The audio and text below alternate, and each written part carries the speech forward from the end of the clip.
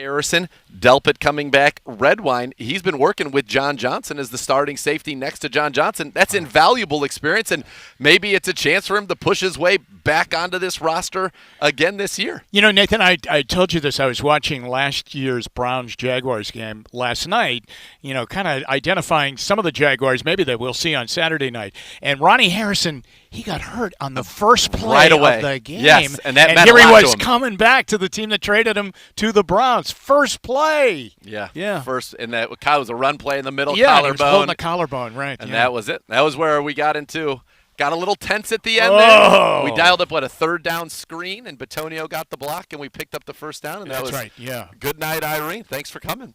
Jags. Appreciate it. Appreciate the time. All right, thank you for listening, and we'll be back with more Cleveland Browns Daily from the Cross Country Mortgage Campus in Berea.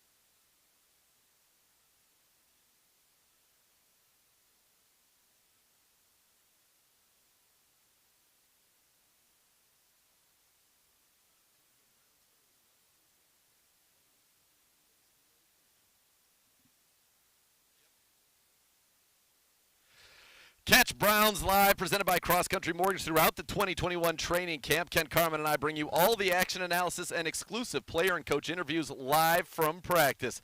Visit clevelandbrowns.com/Browns Live for show dates and times. I can tell you the next one this Thursday here at the Cross Country Mortgage campus. Time now to go around the league, but first, Aaron Wilson of Sports Talk 790 reporting that the Browns worked out quarterbacks Chad Kelly and Jordan Ta'amu, as along with linebacker Dylan Coe, receiver Jonathan Johnson, replacement, receiver Darvin Kidsey, and defensive back T.J. Morrison as they look to continue to improve this roster. And I think the quarterback one, if I'm Kyle Lauletta reading that, I said, I better go have a nice day of practice here today. And then at receiver, Alexander Hollins has missed the last few days with a hamstring, and you're probably not going to have Odell out there. You're probably not going to put Jarvis out there. So you need some bodies to run around and play receiver. Yeah. I think we played against Chad Kelly in the preseason. I think that year that we were in Indianapolis for the week, I think Chad Kelly played in that game. Yeah. Chad Kelly? Yeah. Yes. The nephew, right, of Jim Kelly? The nephew of Jim Kelly, yeah. I think he did. He was kind of a runner, but he would run out of the pocket. I mean, he would be in the pocket and then, boom, hit the eject button and go. So I do remember us playing against him. Yeah, they said he's got a lot of talent, but he hasn't been able to quite harness he has that not talent been able to harness just that, yet, yeah. as it were. All right, around the league, a lot of trade rumors swirling, and Deshaun Watson, that remains the top of conversation. We talked with Charles Robinson from Yahoo yesterday that he believes Deshaun Watson will not play at all, that he will absolutely not play for the Texans, and right now teams are not meeting the Texans' price because of the uncertainty surrounding his proceedings. He is back with the team today. He is not going with the team wherever they're going to their preseason game. That's a really – boy, that situation. It seemed as though he had all the cards in his hand, very, very early on before all of the off-the-field issues started to pop up. And now I don't know that he has any cards in his hand. And so what Charles was saying, that the teams that are talking with the Texans now, and I think Philadelphia there is some fire to that smoke, they're asking for protection on the picks that are traded should an indictment be handed down or not. Now, he said if there is a ruling that a grand jury says this is not something worth prosecuting from a criminal standpoint, then he thinks that he would be able to be traded quickly. But as of right now, he doesn't think that that's going to happen in time, and that he thinks he is steadfast in his belief Deshaun Watson will not play a snap for the Texans. Wow, I have to tell you, that's a great talent. That really is a lost season like that. That would be absolutely amazing. But a civil situation would be, because there are going to be civil. There are, yes, of course. My God, there are like 40 civil legal actions against him or filed right now, briefs against him. So I don't know.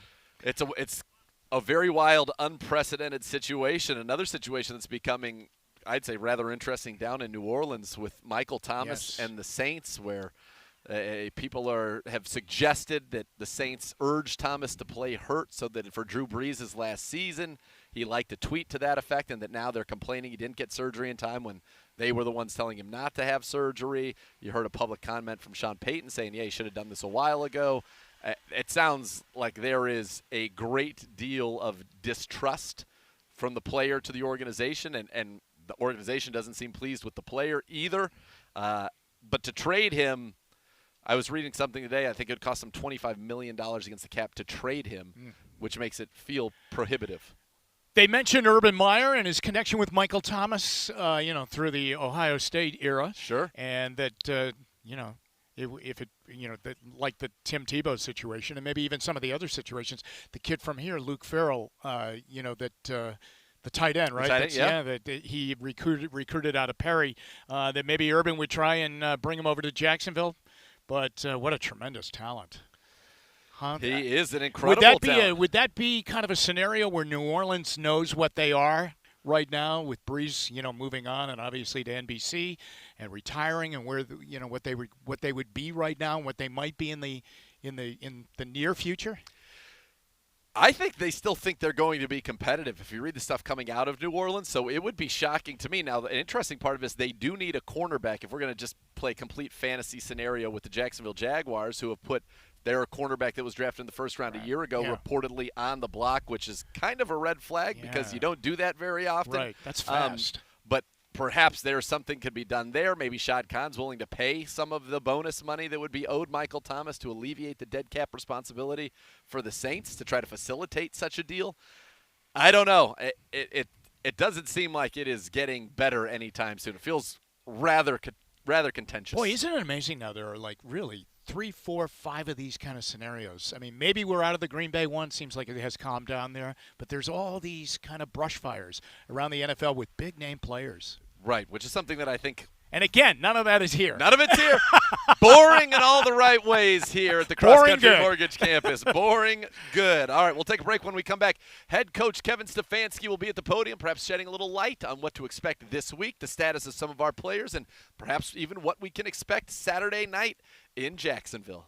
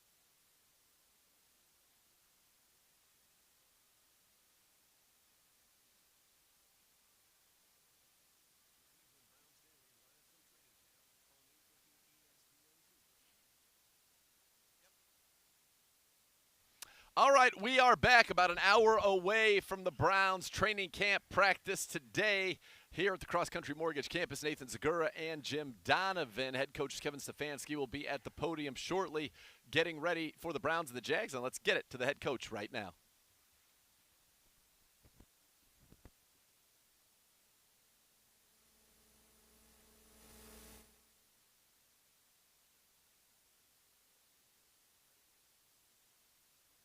And then Myles Garrett's dealing with a hamstring injury, so we'll hold him out. Denzel's dealing with some soreness, going to rest him. There'll be a few other guys that we're being smart with. With that, I'll take any questions. The Myles hamstring just a day-to-day kind of thing? Yes. So would you expect him to play Saturday, or would that be wiser to just? You're talking Myles? Yeah. I think we'll talk about who's playing that plan later in the week.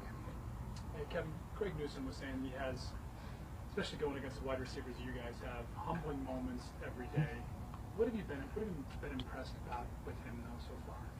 When you're playing defensive back, it's an occupational hazard to get beat, and there are those humbling moments. But he's doing a nice job. I think he's so diligent about his work, understanding his job, understanding his techniques, constantly working on them to fine-tune them. But yeah, that's part of being a rookie, and particularly at that position where you're going up against some really good players. Some vets have some crafty moves that you're going to see, so it's only going to make him better. He really does seem to have a genuine humility about him, though. How important is that for a rookie who's trying to carve out a spot? Yeah, I think all these guys are different. I've been around many different personalities, but I appreciate Greg. He's very authentic, and I think his teammates are enjoying getting to know him. He said he's working about 40% of the time in the slot. How have you seen him get better there? Yeah, I think he's doing a nice job. I think with all these guys, you're trying to cross-train them, but be smart about not giving them too much and understand what rookies can handle what. So he's somebody that we're certainly want to take a look at outside and inside, because oftentimes you'll end up inside even if you're playing outside corner. So he's doing a nice job, and we're just continuing to bring him along appropriately. When it comes to assimilating OBJ back into team drills, you say there's a definite plan. Would you prefer to do it for the Giants or after the Giants, or does it matter? It doesn't matter. We're just making sure that we're being smart, taking in everything into account, getting the work in that he's getting, again, on the field, in the weight room, taking it all in with the advice of the medical professionals. But when and who that's versus doesn't really matter. We talked to Harrison Bryant too. That position, tight end, is it one of the toughest positions for a guy to kind of transition from college to the pros? It can be. I would tell you there's not many tight ends that have their hand in the dirt and that are base blocking a 6 technique or cutting off a 6 technique and getting involved in combinations with the tackle. So we certainly see guys come from the collegiate level that haven't done those things. So there can be a learning curve. Harrison is as coachable as they get. So he's listened intently over the course of this last year, and I think you're seeing some of the nuance in his game start to appear as he understands what's being asked of him. He said he put on, I think it was 13 pounds, and that's only 245. Did you notice that difference? Yeah, I did. You notice it right when you see him for the first time, and you want to put the right weight on and still be able to move around. I think he's done that. So, but he looks good. When you have tight ends like you do that are kind of interchangeable, and how do you, or Drew, whoever, how do you figure out when to play whom? Yeah, I think, Jeff, what you're trying to do is play everybody to their strengths. We're not at the point of game planning yet and saying, all right, this plays in for this player, this plays in for that player. But ultimately we'll get there, and understanding what their strengths are and asking a guy to do something that he's good at is part of our job.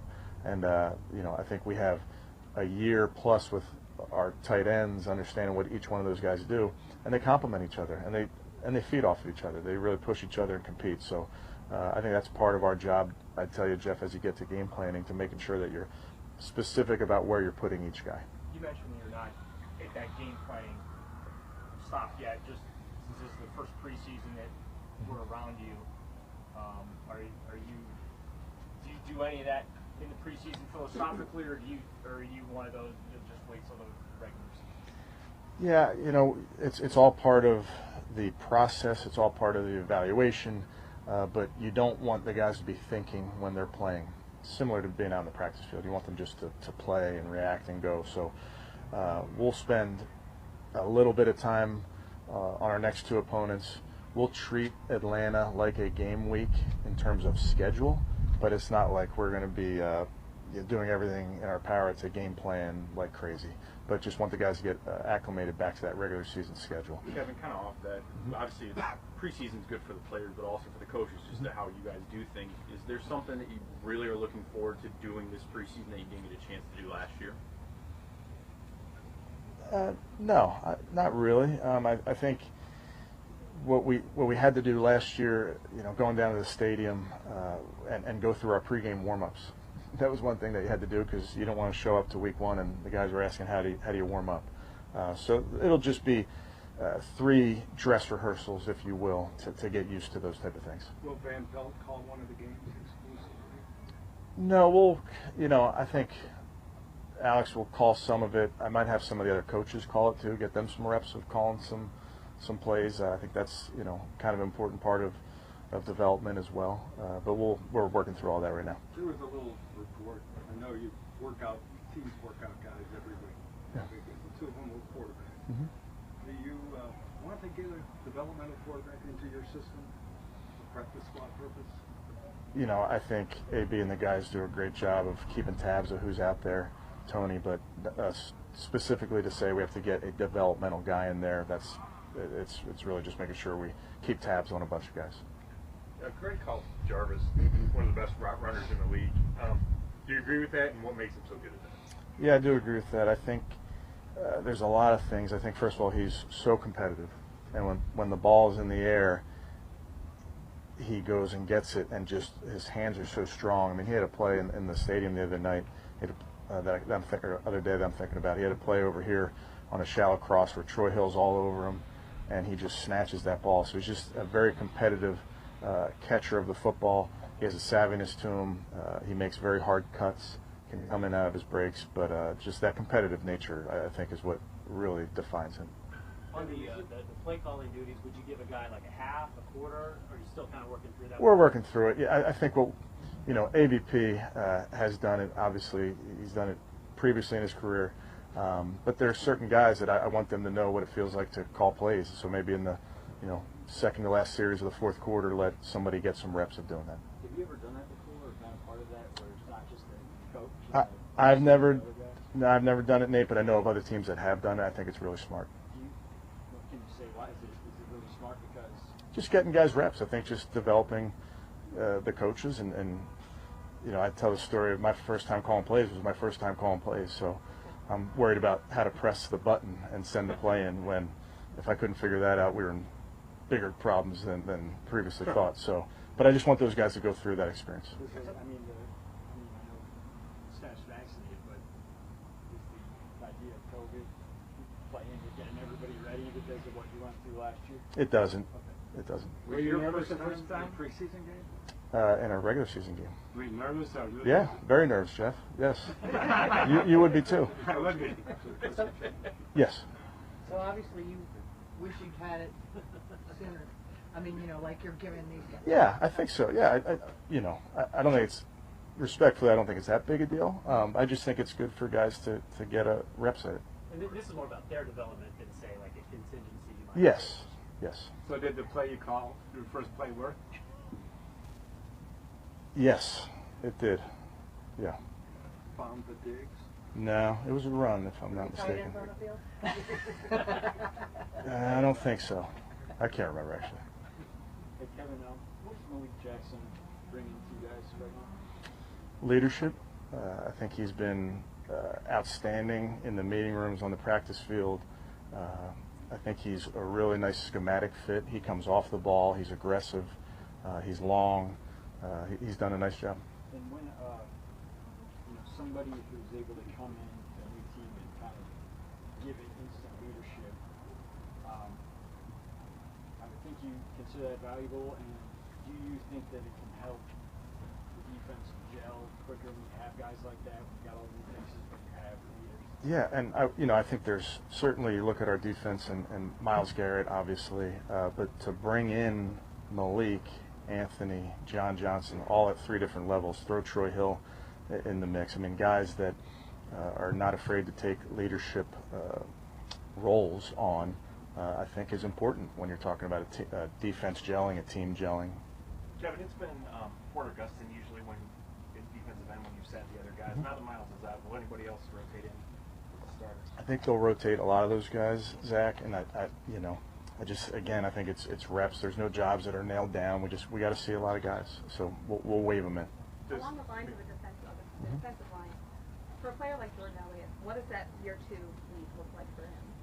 Yeah, well, I think remains to be seen. I think these guys are still going through the process of training camp and figuring out their roles and those type of things. But I'd say with any player in year 2, the comfort level with what's being asked of you, the comfort level organizationally, should allow you to take that next step. So Jordan's no different than all those guys, and he's doing a good job and has to continue to do it. And I think the fun part for these preseason games is to get to see those guys go and play football and play a bunch of series and see how they respond to having to go back out there and those type of things. Does it look like Malik McDowell's oblique is going to be a long-term thing? I wouldn't call it long-term, no, but we'll be smart as he works through it. Okay. Thank you. Thank you. All right, that's Browns head coach Kevin Stefanski. No insight onto who we will see this Saturday night in Jacksonville. That'll come later in the week. One bit of good news on the injury front: Anthony Walker back to a light practice after missing about a week's worth of work with that knee injury, and I think all things considered, that's a pretty darn good outcome for the Browns. Myles Garrett will rest today with a hamstring. Denzel Ward will rest today with some soreness as well. We'll hit all the highlights from the Stefanski presser and more when Jim Donovan and I return on Cleveland Browns Daily from the Cross Country Mortgage campus in Berea.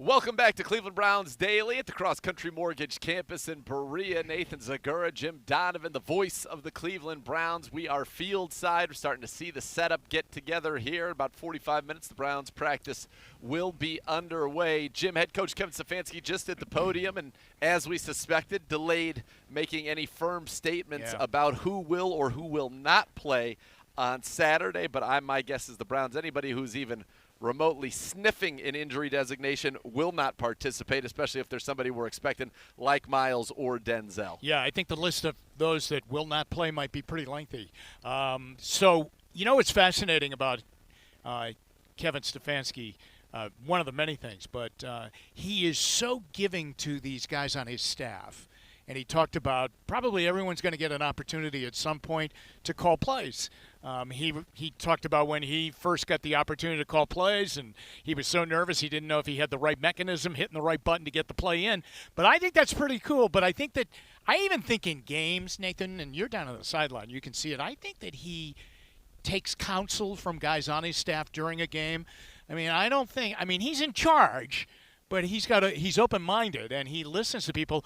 I can remember he was mic'd up for that Thursday night game, the Cincinnati game, and they played it back. And I remember he went down to Bill Callahan when they were down close to the goal line and went, "Hey, what do you think of this play right here?" And he went, "Yeah, I think it's set up perfectly." And, of course, it was. It was a Nick Chubb pass for a touchdown. But a lot of times a guy calling plays, it's a dictatorship. Not so with this guy at all. And I don't know if it's because – he had so many jobs and learned, from the ground up to where he is now. But he really involves his staff. Very much so, and it's a tremendous point that you made and a great observation that you've made in your time around Kevin Stefanski and listening to these guys. So, one, I believe that it is the organization's ethos or driving principle or guiding principle that let's get to the right answer. It doesn't matter where it comes from. Or who gives it.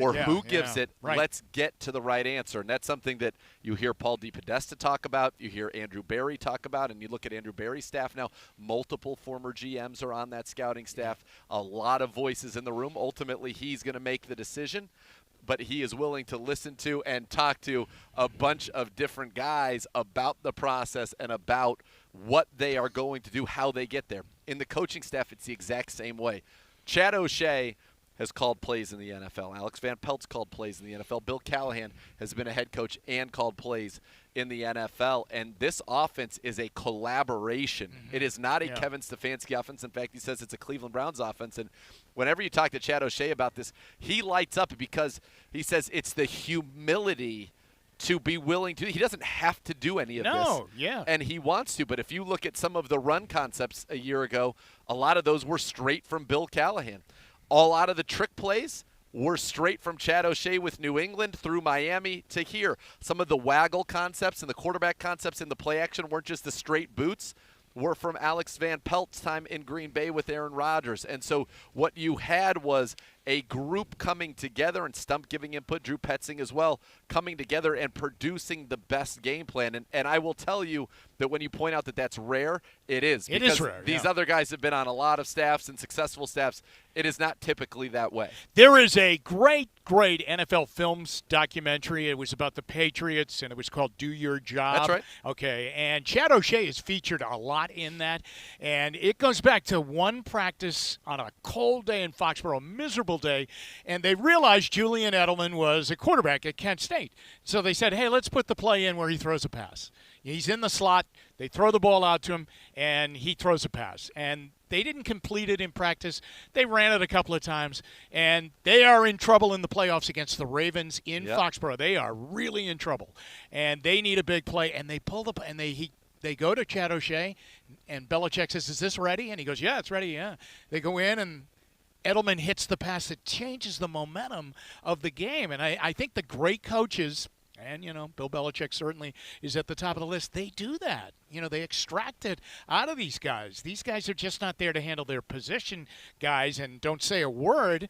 And I think sometimes when there are coaches that don't allow that, and they end up as former coaches. I think you're right about that. But, Chad, I love this story. Chad O'Shea told me So one of the plays, and it was a wide receiver, ended up being a wide receiver pass, which we saw many times from Jarvis. But one of them was a play that he ran in New England. He goes down to Miami as the offensive coordinator of Miami and runs the same play against the Patriots and hit it for a big gain against the Patriots. This play that he brought down there, which he was very happy that he was able to pull that off against the Pats. But I think you're right, and I'll tell you, it doesn't just go to collaboration in the meeting rooms. It goes to things like he's talking, want to give these guys play calling opportunities. I can tell you, and I've talked about this on the show before, this offseason, as part of their growth, he had them do interviews and do media rounds and media sessions to prepare them, because the first time he had ever done a media sessions when he was the offensive coordinator. Yeah. And so he wants everybody on this staff, obviously, to grow from a position coach to being a coordinator.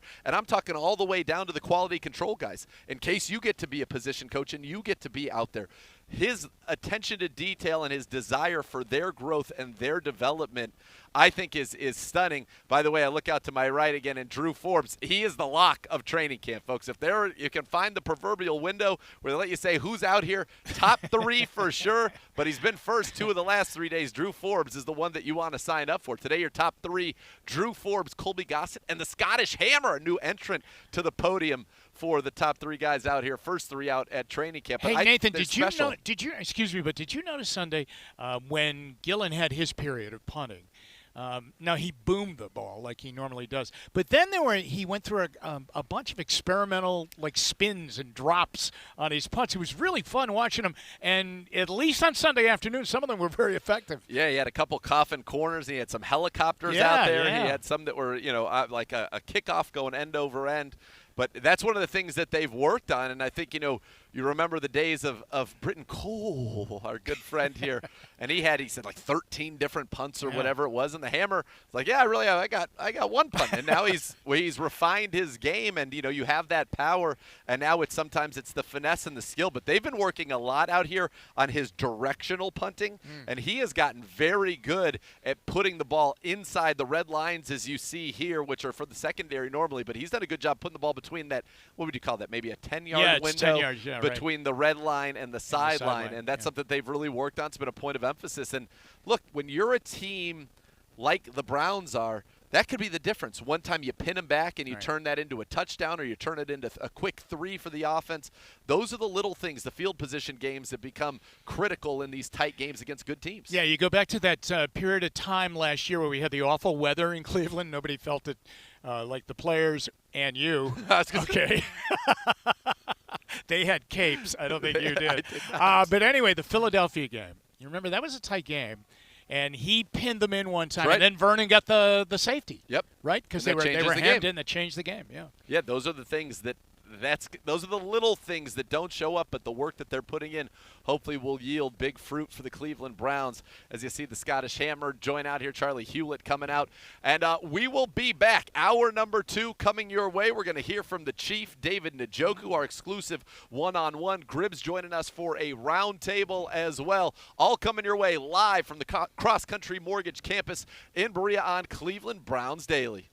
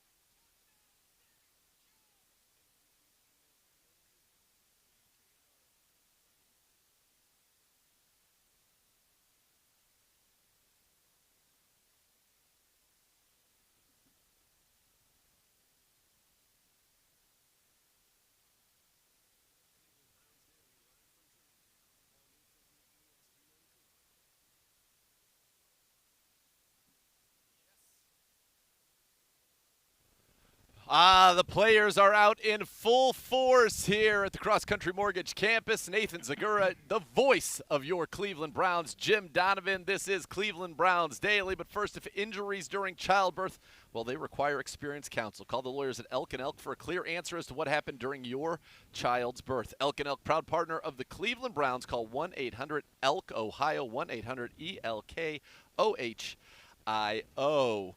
Jim, players making their way out onto the field, and I'll tell you, you mentioned Javonte Moffitt earlier in the program, and right. Javonte Moffitt, a guy who took advantage of opportunities because Ronnie Harrison and Grant Delpit and Sheldrick Redwine missed time. Donovan Peoples-Jones, a guy that you could say has taken advantage of the opportunities of not having Odell Beckham Jr. participate in any team drills and having Jarvis Landry be very limited. He has made the most of those, and today would be a day for Porter Gustin, for Curtis Weaver, for Cameron Malveaux, and others in that defensive end room to try and follow the path of a Donovan Peoples-Jones and make some plays and stand out as our great friend, linebacker coach Jason Tarver, doing his pre-practice jog around the facility.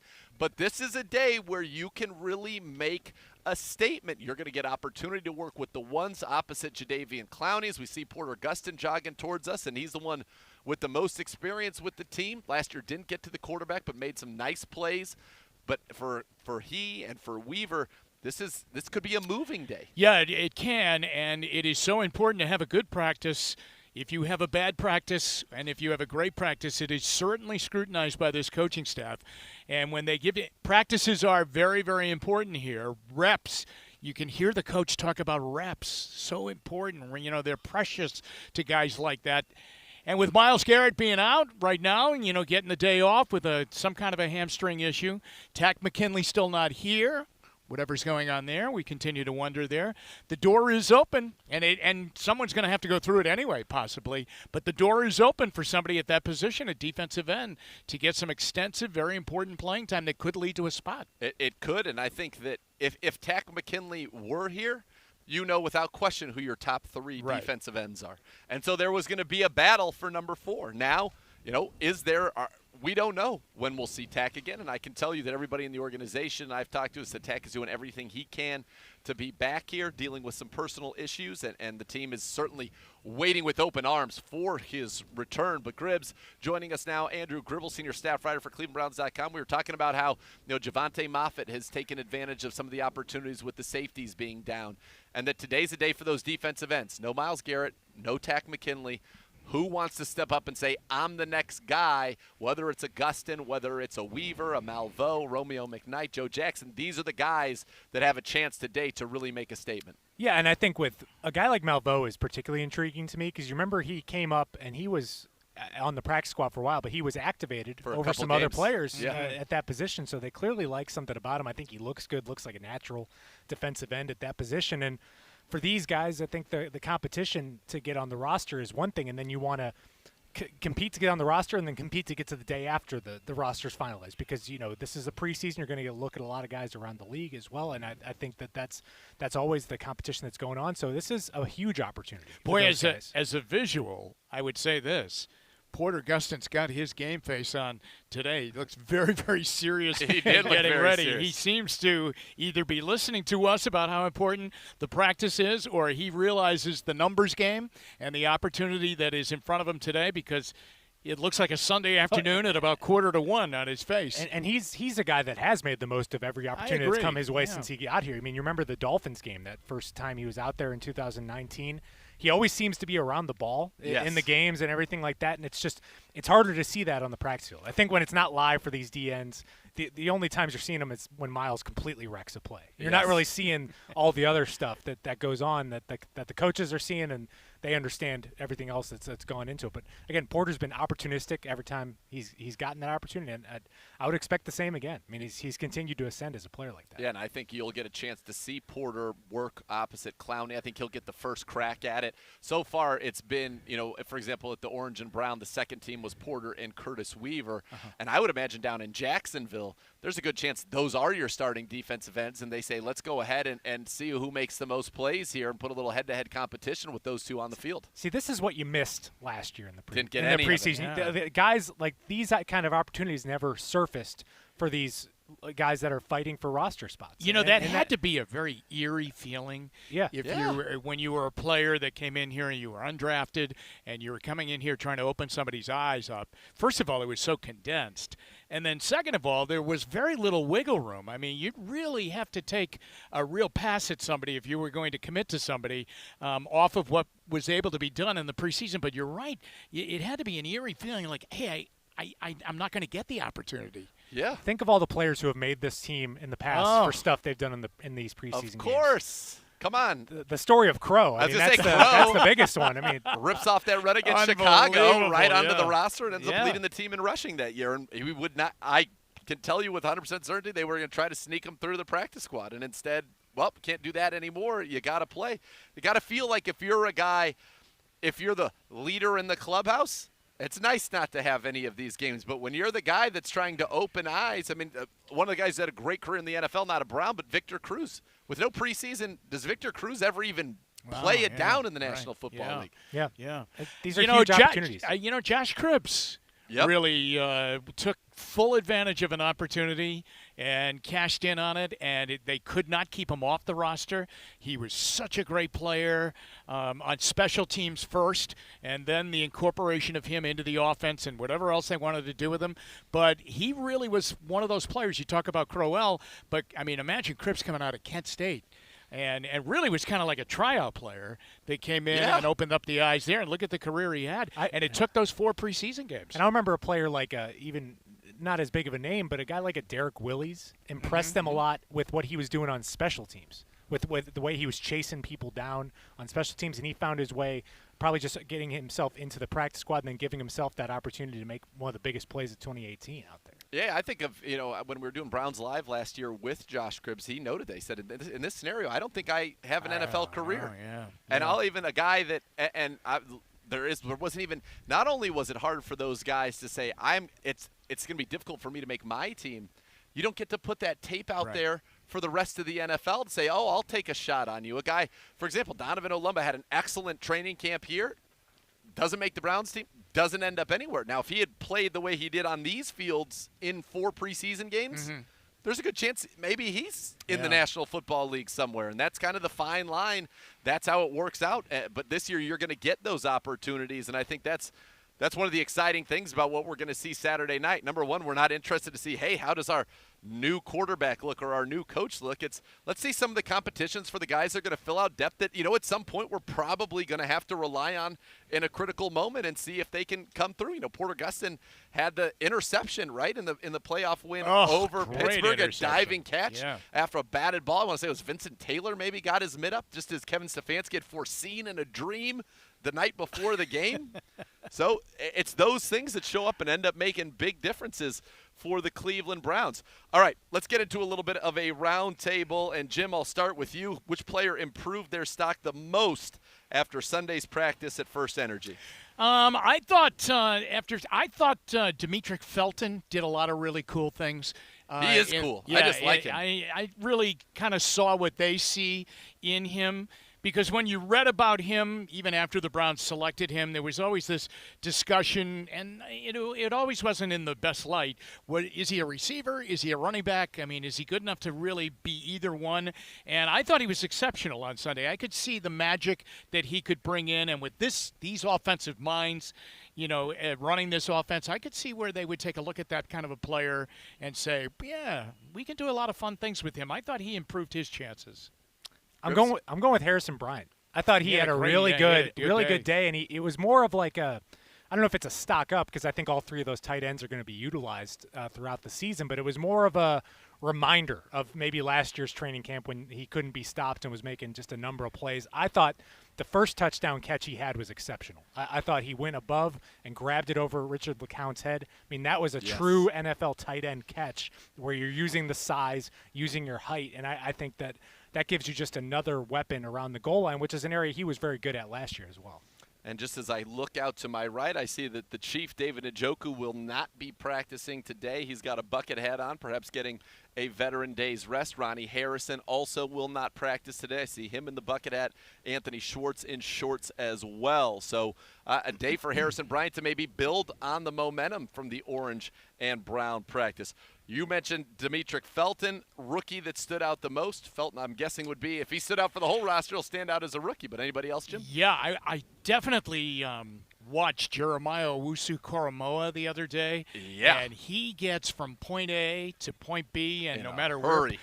where point B is, he gets there in a hurry.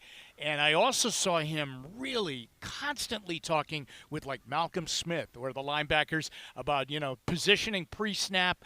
And again, like I said about Felton, I saw what they saw in JOK on Sunday, and his speed is what's going to make him an effective player, I think.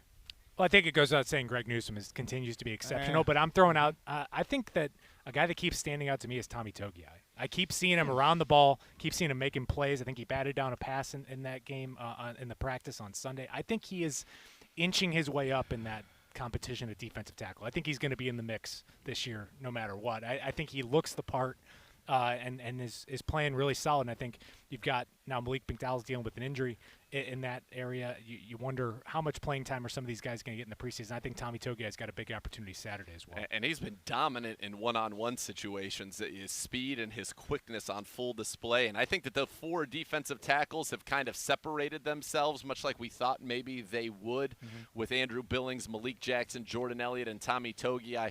I think Malik McDowell, from talking to some people, has opened a lot of eyes. And I think Malik McDowell is somebody that if this injury does not keep him out a long time and he can put some good things out there, that it'll be difficult for them to let him go.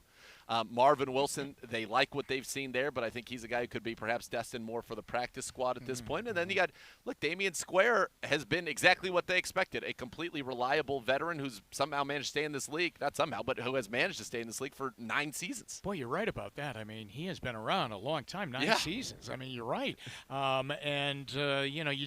You can't look past that at times. No. I mean, that's been his whole career. I mean, I covered him at Alabama. I mean, he was never the headline guy on the team, but he just started every game like he was the opposite end from maybe the bigger name at Alabama, and then he's just hummed along his whole career. I think he started 16 games played in 16 games the last 3 seasons in a row. I mean, just a solid, reliable veteran that just, again, long career in the league. And if you wonder if a guy like that was brought in as kind of, we haven't seen Andrew Billings in a year. Yeah. We don't necessarily know here. It is better to have some depth, but I think what we have seen is that number 99 has come to play and has earned the adoration of his coaches for his ability to be disruptive, because when we run our run plays, 99 shows up a lot. And I mean, let's be honest, there's no one else on the roster like him. No. I mean, from his size and strength, I mean, that's just, I mean. There are few in the league. Yeah, I mean, he is one of a kind in that group, and I think that, like I said, he's got himself in great shape for camp, and I think he looks ready to go. Grant Delpit in the bucket hat today as well. He remains out, and that's a guy that I got to tell you, I really want to see on the field. And I know we got to be judicious with it. I think the Browns are being very smart with it, but he didn't even get a full training camp a year ago. And I think he's somebody they're counting on to play meaningful snaps for this football team. And you hope he's battling a little bit of a hamstring issue as well as the return from that Achilles. But he looked good at the mini camps, and we just haven't gotten a chance really to see him as much as we'd like out here in Berea. Boy, that's got to be incredibly frustrating for a young player like that, because didn't he deal his last year at LSU, Grips, didn't he deal with a high ankle that people kind of criticized his play, and yet he was out there playing through it. Yeah, he's like J.C. Treader that year, except in a very different position. But yeah, it has to be incredibly just nothing but frustrating to be able to get out onto the field and show his stuff. But it's got to be for Joe Woods and this defense. You know, obviously I want to be cautious with these guys, but we talked all offseason about this 3 safety look and what you're going to be able to do with all these safeties. And you know, I think it's, again, great opportunity for Devontae Moffitt, who I think has put himself in a great position to make this team. And but you want to see the versatility and have all your weapons out there defensively. We'll see what it's like maybe maybe we'll get a clear look after this preseason game on Saturday. Maybe you could go into this Giants practice with maybe more of a full defense. But again, we got a month until the opener. Yes, we got plenty of time. That's why there's no time to push the panic button. Strongest position on the defense right now is fill in the blank, and I think perhaps at the beginning we might have said safety before we got into the camp, and now 3 of your top 4 safeties have been sidelined for an extended period of time. But Jim, as you look at this D right now, strongest position on the defense. And this might surprise. It surprises me to be able to say this, but I think the interior of that defensive line, which was rebuilt with Ogunjobi going and Sheldon Richardson going, that you wondered how they were going to be able to rebuild that and fill it. Now they filled it with free agency, and they filled it through the draft and through their draft of last year. And I have to tell you, it doesn't cause me for a great deal of concern going into the season. I think they look very, very good, not just respectable, but I think they look disruptive and good. I really do. Very talented in there, young and veteran, which I think is a great blend. And it was, 2 months ago? We had no idea who was even going to be in the room, let alone playing for the Browns. And Jim, I might one-up you with some surprising picks on this, but I'm going with corner. I think it's come a long way. That's where I was going to go. It's come a long way but now you've seen what you've got in Greg Newsome, which I think we've all liked what we've seen. Mm-hmm. We've seen now the return of Greedy. I think it's to me has exceeded expectations on what he was going to look like coming out here. Troy Hill is really, really good in the slot, and then what you have in Denzel Ward, who he's been out a couple practices now, but we see how hard he works on the side with Brandon Lynch nonstop. I mean, this guy's determined to have a big season, and that's 4 right there. And then I think we've seen a little bit of an emergence from AJ Green. Yes, taking the next step, and MJ Stewart is a really good guy to have right now as your backup slot, who may also be able to play some safety for. I think he's carving out himself a nice role in this defense. I think you're right about that. That's where if it was left unsaid, I would have gone corner as well, because I think it is a position that right now you feel good about. In the linebacker room, if Anthony Walker Jr., he's back out here today, if he were fully out there, that's one that you feel pretty good about all of a sudden. With the way Max played, Walker Jr., JOK, Jacob Phillips, Taki, and then Malcolm Smith, who is a coach favorite and a very reliable veteran. Doesn't it say a lot that Walker, who, is now, you can say a veteran player with good credentials, that he wants to be back out on the practice field? He's been on the practice field. He's been out since he got hurt, and we all kind of gasped when he slammed his helmet off that day when he went down, thinking maybe it was really bad. But he's been out on the sideline working it, and he wants to be back in practice. Now he's going to get light work today. I think that says a lot about the player. It says everything that was said about him when he was departing Indianapolis by his teammates in Indianapolis. Darius Leonard was unhappy about it, but I think then we saw some of the reasons why they had not much choice with the contract that Darius Leonard got. I think that was a few million reasons to be happy. Thanks now. for the room. Yes, it will be. It was sad to see him go, but effusive in his praise, obviously, when he left. All right, here's an interesting development for today, guys. We were talking about the defensive ends. Jadeveon Clowney also getting a Veterans Day off. So if you are Curtis Weaver, Porter Augustin, Cameron Malveaux, Romeo McKnight, Joe Jackson in that room, today's the day. You're going to get every first-team reps are plentiful, and it's funny that the strongest position on the defense right now, we have a defense veteran room that features Myles Garrett and Jadeveon Clowney, and none of us mentioned it because some uncertainty around Tack and really questions behind your top 2, who are as probably good as any top 2 in the league. When you saw it last year, you need more than 2. I think that's the thing. These injuries, they crop up at any point in time. I don't know if we're hopeful that COVID's not going to be as much of an issue as it was last year on the roster and everything like that, but you need the depth, and I think that's going to be huge for this team. But boy, those 2, they're pretty darn good. I got to tell you, when we play for real, those 2 together, that is going to be something to behold. It certainly is. And guys, let me ask you, because now we're here, we're a ways into camp now, right? We're getting ready for the first preseason game. Can't remember the last time we saw our full defense. You have to go back to one of the first 3 practices maybe of training camp. So it's been a little bit of a while. We have the continuity on offense, and I think one of the stories we were all looking forward to, how quickly can this defense gel? They have gotten a lot of opportunities to gel. Thus far. Right. Yeah. That's you're right. That's a bit of a downer, because we thought it's going to if they were all out there anyway, it's going to take a period of adjustment to get it going. So, yeah, that is a problem. How deep it goes into the remaining weeks before we go to Kansas City remains to be seen. All right, as we get ready for Saturday's preseason opener, the Browns right now going through some special teams work. I see Odell Beckham Jr., Jarvis Landry will participate in practice. Myles Garrett, who we told you will be nursing that hamstring, he's walking out. A little bit of a slight jog there, so I would say that this is not too serious of an injury with Myles. And look, no need to be anything other than cautious with your stars. He catches a pass from Callie Brownson on his way onto the field. If he's out here, it's usually a pretty good sign. That's when you feel better about it. Yes, when you see the guys out here, you're right about that. All right, going into Saturday, I'll ask each of you 2 guys who can benefit the most from Saturday's game down in Jacksonville. Cribbs?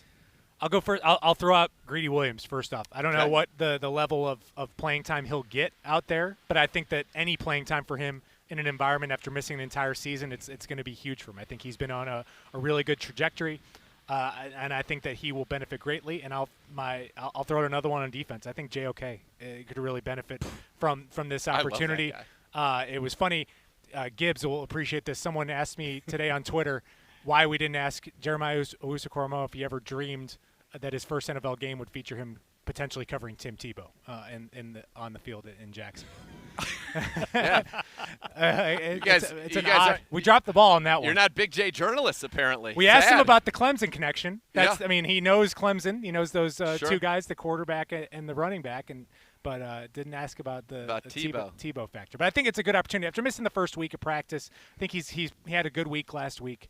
And if he's wanting to compete and get in the mix for one of those bigger roles in that linebacker room, this is the first big opportunity to get out there and show it. Yeah, and I mean, Jim talked about him at the Orange and Brown, and when you went back and watched it, they're not able to hit to break up a pass, but anytime a pass was completed anywhere near him, he was in the guy's jersey in a blink of an eye. Right. He flashes. It looks like he's moving at a different speed than other players on the field, and he's doing that against elite NFL talent. Jim, 2 guys who you think can help themselves Saturday? Well, I think that those defensive ends are going to really get an opportunity. I think they're going to get a full game opportunity. First of all, Gribbs, I'm really happy you brought up Tommy Togiai because, number one, I love his name. Yeah. Number 2, I thought he was exactly that kind of player at Ohio State. A lot of times a little bit unnoticed until the playoff games when he was tremendous in those games. So I thought he was great. But I like Porter Gustin. So I think that he's going to get a great opportunity. And I think those other defensive ends are going to have, big opportunities because I don't think we're going to see Garrett, Clowney. We might not see them at all. I don't think we will. Yeah, I think we might not see them at all. So these coaches they'll have a lot of evidence for whatever decision they arrive at. But I'll ask you this: do you take anything into the fact that Coach Stefanski talked about preparing for the Atlanta game with like a traditional game week? Does that lead you to believe anything about how you get prepared for that schedule. game? I think it's just schedule. schedule. I think he was talking from the schedule, but I do think if we are going to see guys, it'll either be week 2 or week 3. Yeah, it's never the first one. It's not going to be this one. I think it'll be week 2 or week 3. 2 guys for me, we talked about the defensive ends, and Cameron Malveaux, Curtis Weaver, who I'm a big fan of. Those 2 I'll talk about. We've talked a lot about Javonte Moffitt at safety, Richard LeCount, but I'm going to go 2 corners. I think A.J. Green. I like A.J. Green. I think that he's at a very nice camp, and this will be a real opportunity for him. And then Brian Allen is a guy who's been in the league with 3 teams. He's played some games. He's got good size. He keeps making plays, and he could play his way into this cornerback room, I think. I think we know who the top 4 are for sure. I think M.J. Stewart's probably pretty safely the 5th, but with his versatility and being able to play some safety as well as corner. And then I think that 6th spot right now, as I see it, is a 3-man battle between A.J. Green, who if I were handicapping myself, probably put in the lead, Brian Allen and Robert Jackson. Yeah. That's right. The other thing that will be interesting is it's always interesting to see young tackles get their first opportunities in an NFL game. And so James Hudson, you'll have your eyes on him when he gets in there, and I think he would get in there pretty early to play in this game. I think he'll be starting in that game. He'll probably start in this game on Saturday, and to see how he does. I know they've put a lot of one-on-one work into him. I know they liked him, obviously, coming in. They selected him, so that's always fun watching a young offensive lineman. Because we talk about cornerback being such a difficult position to break into the NFL. tackle. Offensive tackle is really tough. It is, and I think for lonely. Greg Senat, it can be very lonely. Greg Senat right. or Alex Taylor. You know, you look at this offensive line room and you say, we know who the starters are. Hudson's going to be on this team. Nick Harris is, the future succession plan if ever needed. Obviously, at center for J.C. Tretter. He's going to make this team. So that's your top 7 there. Chris Hubbard's back now, and that's 8. So the question is, and Hubbard can play tackle and inside, do they end up saying we need to keep another tackle on this roster? Is it a Senat? Is it an Alex Taylor? Or is it one of the interior guys, a Michael Dunn, a Colby Gossett, a Blake Hansen, Drew Forbes? Those guys, these are critically important games for that trio of guards, or quartet of guards, I should say. Yeah, I mean, we last saw Drew Forbes. I mean, it's been like we talk about with guys that didn't play in 2020. It's been a while for him. And I think he had a really good camp in 2019 as well before the injury at the end of the preseason. I thought he was in a great spot and really exceeding what you might have thought out of a 6th-round lineman. So he's a guy that can still play that we just haven't talked about. I mean, he's someone that definitely is in the mix. I remember Deke pulling up a chair with Drew Forbes, and normally the old sage eyes of Doug Deacon when he pulls up a chair with a tackle, it's a pretty good sight. He likes his feet or something like that. Normally, you're right. I can remember that Doug really took a liking to Forbes when he played. He liked him anyway, his story. It's a great story. And let's not forget, had he not opted out, a lot of people thought he was the favorite to be the right guard. And then, of course, he opts out. Colby Gossett opts out. Wyatt Teller seizes the job, and the rest is history. Boy, did Wyatt Teller seize the job. He did more than seize the job. He has made it his own and has set himself up for a tremendous payday, hopefully with the Cleveland Browns at the end of this season. All right, we're going to take a break here. When we come back, our exclusive one-on-one interview with Browns tight end David Njoku, Nathan Zegura, Andrew Gribble, the voice of the Browns, Jim Donovan. You're listening to Cleveland Browns Daily.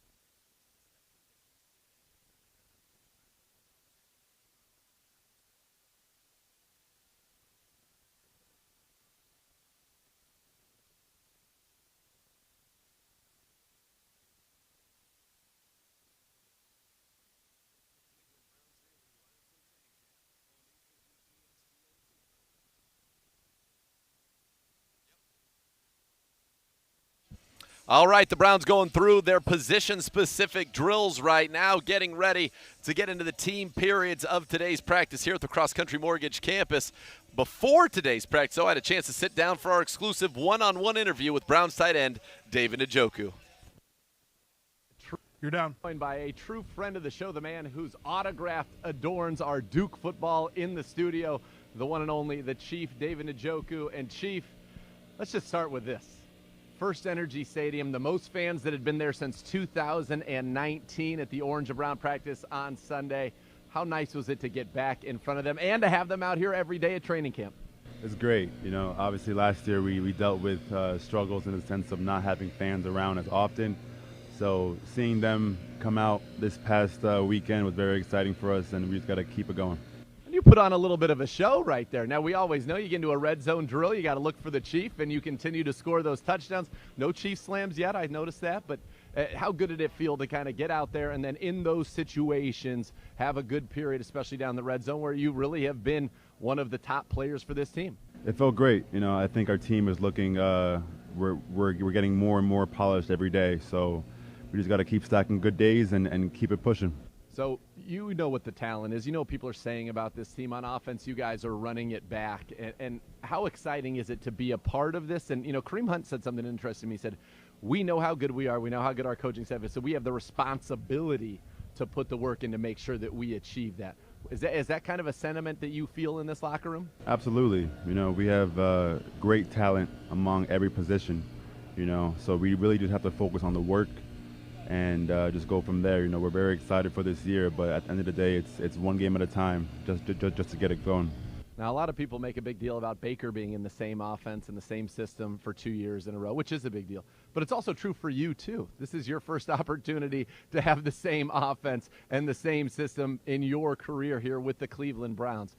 For you, how important has that been, and how much faster is that enabling you to get going here for this season as opposed to others when you're learning so much? I think it's very important, you know, the fact that we have the same offense and we have that, you know, that we can be more comfortable in, you know, learning new things or branching off to make new things happen. It's very helpful for us, for the players.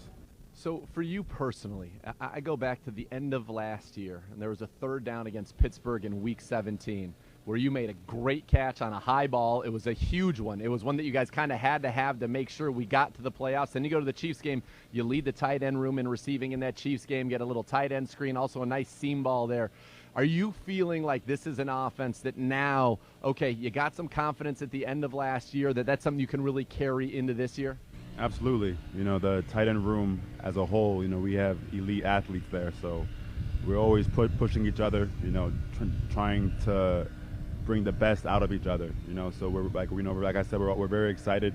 We've been working very hard. There's still a lot of work to be done, but we're very excited for this year. What would you say is the biggest difference in the Chief today versus when you and I'd be sitting here in your rookie season when you were a very young man, still a young man, obviously? But what do you think is kind of the biggest thing that you've learned here over your career? I'd say experience, you know, just learning more about football as a whole, learning the you know, defenses, learning myself as well, you know, just like experience in this game is definitely the thing that I can point out as a difference. And you've had, look, some great moments. You've had some tough moments as well. And everything's kind of prepared you, I think, for this season. I think this is going to be a special season, not only for this team, I think it's going to be a very special season for you. This offense, very conducive to tight ends. You mentioned a lot of great athletes in that room, but there's only one athlete like yourself. And this, I think, when you think about defenses having to match up with everybody on this offense, there are going to be a lot of mismatches out there, and you're a walking mismatch. Thank you. I appreciate that, Nathan. I also agree. You know, I'm very excited for myself, but most importantly for the team, you know. And that's something that I figured out towards the end of last year was, you know, it's bigger than me. It's bigger than one person. This is a team sport, and I just push myself. I push my teammates, and they push me to be the best that we all can be. So all of our hands are put into the pot, and we're striving for gold. And I think one of the areas that stands out, that mentality you just described, is your improvement as a blocker last year. I mean, I think a lot of people look at a tight end and they said, oh, let's talk about the receptions, the yards, the touchdowns. There's a lot in this offense that cannot happen without tight ends effectively blocking, especially in this run game. That's something that obviously was a big thing to you last year. What do you think kind of keyed that progress, and how do you keep that going? Really just the mentality, you know. I always say it's kill or be killed, you know, and I truly mean that in the sense of this game. You know, if you're caught slacking, you're gonna face the heat. So, you know, you got to work hard and just push and fight. Well, in practice, you have the opportunity of pushing and fighting with Myles Garrett on one side and Jadeveon Clowney on the other side. And I'm talking to your tight end roommate, Hoop, and he was saying, yeah, we're getting a lot of work here in these practices going against those ends. What's that been like? Amazing. You know, they push us to be so much better, and we push them. You know, it ain't just like a one-way street here. You know, we push each other. So it's so good to have those amazing athletes on our side. Okay, you also talk about the continuity on offense. Defense, a lot of new faces. So who better than to talk about what you've seen than somebody who's going against them every day in camp? Now, we've had some injuries here and there, minor ones that have kept some of the new guys out, but overall, what's kind of the biggest change you see in this defense as somebody who goes against them every day in practice? I'd say the speed. You know, we just like going against them every day, like the sense of urgency is just multiplied from the past few years that I've been here. And that's something that I really enjoy to see, because I know it's going to carry over to Sundays and, like, you know, and those big-time games. So I'm very excited to see that carry over. Yeah, it feels like the windows close awfully fast at practice these days. Of course, for sure.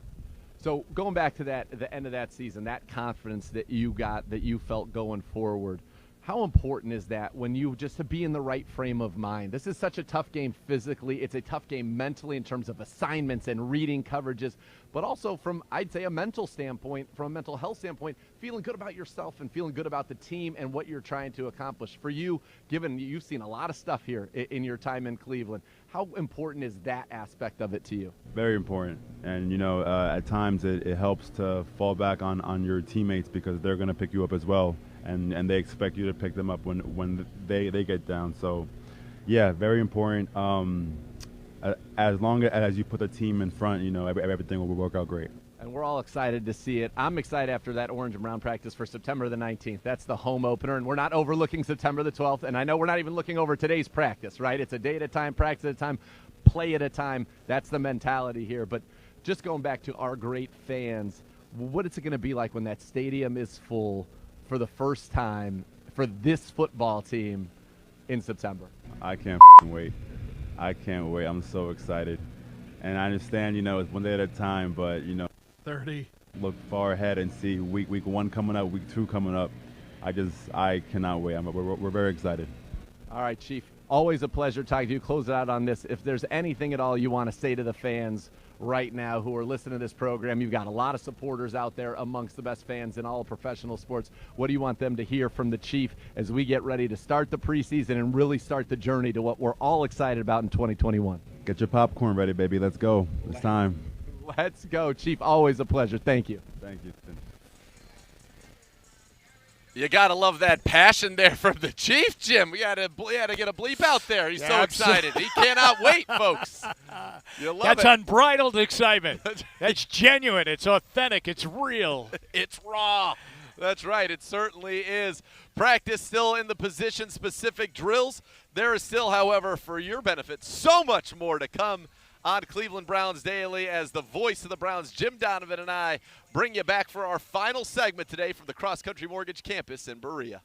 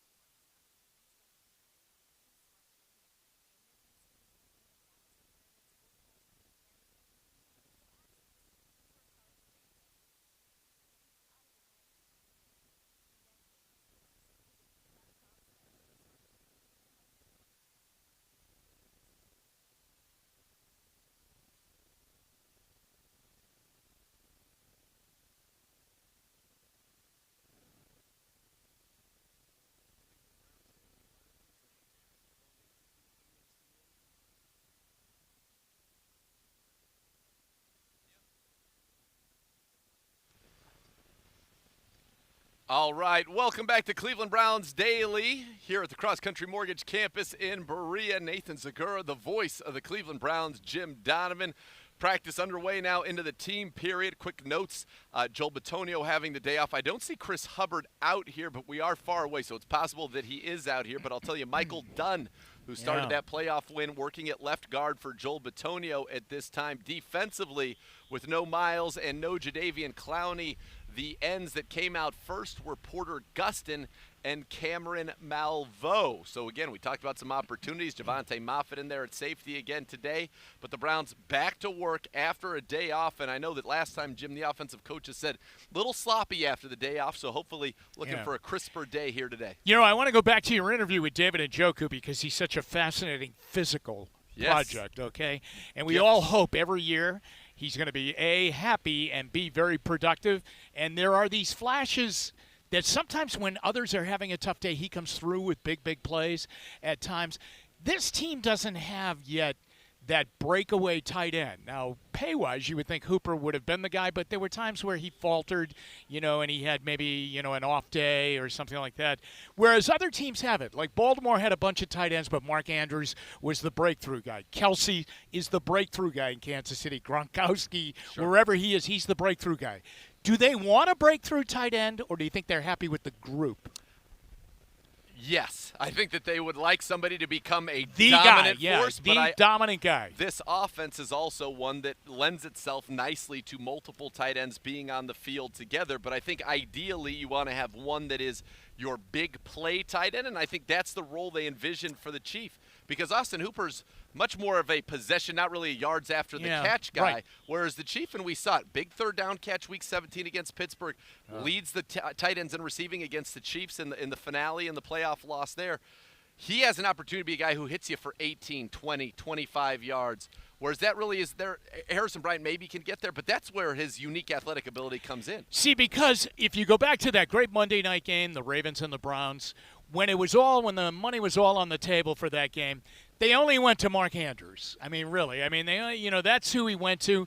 You know, Tom Brady, Gronkowski was his guy. Sure. Mahomes wants Kelsey to be his guy. Kelsey became the real problem early in that game in Kansas City in the playoff game. And I'm just waiting for one of these tight ends, and I would think it would be either Hooper or Njoku, to be more of that guy rather than we talk about, well, we have great depth there, and that is essential anyway. It is essential, but if any of them were to do it, it's the Chief. You think about his size, that seam his ability, speed, right, and the red zone, and that's where he's been dominant, and he can make have a very nice season. I think it's going to be hard for any tight end to get to 700 yards in this offense, even with an extra game. We'll call it 750 yards. But I do think David Njoku is a guy who can be very efficient with his targets, give you maybe 15 yards a catch, and then be that force in the red zone that he has been historically. Yeah, I hope so. Really, down in the red zone, he is such a target and a welcome target. We are watching a tree be removed right now, and I'll tell you, the Department of Forestry would be amazed at what's going on just outside the fencing here in Berea. There are trees that I'm going to try to be. This is not my area of expertise, but these are 100-foot trees, yeah? But they're not redwoods, but they are pretty big. They're literally taking the tree minus the base and picking it up and moving it somewhere else to be cut up, I would only assume. So they must have cut into the base and then secured the top of the roof of the tree and taken it out. It would appear, for those of you who are Lord of the Rings fans, it's like the Ents are what these trees appear to be walking around in the back because they're really still straight upright and trees are moving. Kudos to the operator. He's tremendous, isn't he? Well, and I feel like you've got houses that we can see in the general vicinity. We've got the bleachers over here. We've got practice going on. This is a high-pressure tree-moving situation. Maybe the Browns, that's why they moved to the other field over here. Just to get away from the possibility of a tree fall. Nobody wants to see that. The Browns today practicing on the field farthest away from the bleachers in their team drills. Of course, total updates for you at clevelandbrowns.com and the Browns mobile app. I'll be doing a 2-minute drill today with the highlights of today's work here. Always a pleasure to be joined by the voice of the Browns, Jim Donovan. Jim, thank you very much. You got it. I have a feeling we'll be doing this again soon, as in tomorrow here from the Cross Country Mortgage campus. The next level is next. Thanks for listening to Cleveland Browns Daily on ESPN Cleveland.